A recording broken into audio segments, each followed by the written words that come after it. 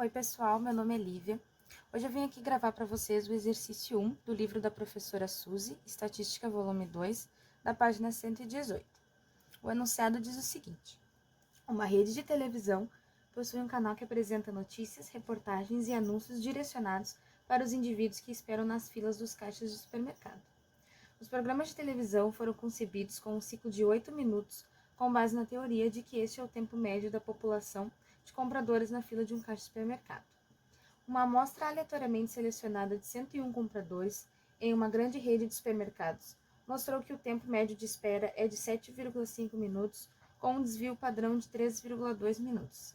Teste ao nível de significância de 0,05 se o tempo médio de espera no caixa de supermercado difere do tempo previsto.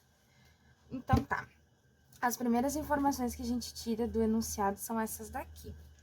Um N de 101, uma média de 7,5, um desvio padrão amostral de 3,2 e um alfa de 0,05. Então, a primeira coisa que nós temos que fazer é criar as hipóteses. Nesse exercício já vem o quadrinho com todas as informações necessárias, mas eu vou mostrar aqui para vocês como seria construí-las. Então, eles dizem que o tempo médio previsto para ficar na fila é de 8 minutos. Então, aqui está os nossos 8 minutos.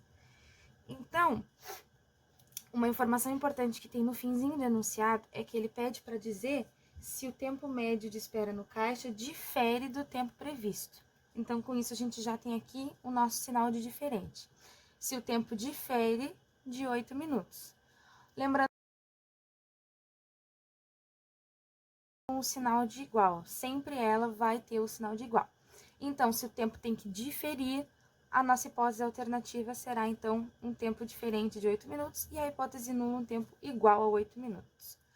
Com isso, temos uma distribuição bilateral, por conta do sinal de igual e, consequentemente, do diferente, com um desvio padrão populacional desconhecido. Então, essa é uma informação importante do nosso exercício. Temos o desvio padrão da amostra, mas não temos um desvio padrão populacional conhecido.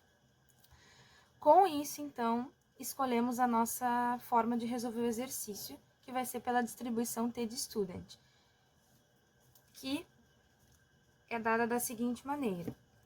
Calculamos os graus de liberdade de acordo com o N. Então, grau de liberdade igual a N menos 1. Nesse caso, vai ficar 100. Temos um alfa, um nível de significância de 0,05. Como é uma distribuição bilateral, temos que dividir esse valor por 2, que nos dá 0,025. Estes dois valores vão ser os que a gente vai procurar na tabela T. Encontramos o grau de liberdade 100, junto com o nível de significância 0,025, e aí lá na tabela encontramos um T crítico de 1,984. Agora eu vou mostrar para vocês como encontrar esse valor aqui na tabela, utilizando esses dois valores aqui. Então, pessoal, para achar o valor de T crítico na tabela, a gente vai usar essa aqui, que é da distribuição T de student, que relaciona os graus de liberdade com a área de extremidade da curva. Nesse exercício, a gente tem o valor de 0,025 para essa área e grau de liberdade igual a 100. Então, nessa coluna aqui, a gente vai descer até o valor de 100, que está aqui. Então, em graus de liberdade 100 na coluna do 0,025, nós encontramos o valor crítico de 1,984.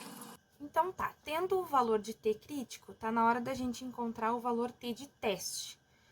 Então, aqui nós temos a fórmula do teste, do T de teste, que é dada por essa fórmula aqui. Substituindo os nossos valores, então, temos 7,5 da média, o 8 da nossa hipótese, 3,2 que é o desvio e 101 que é o nosso N. Com isso, encontramos um valor T de teste menos 1,57.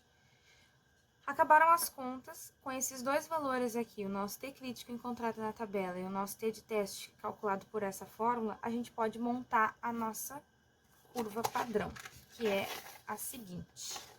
Então, aqui nós temos a curva e colocamos sempre os pontos críticos, os valores críticos de cada lado. Neste caso, como é bilateral, a nossa distribuição vai ter duas caudas.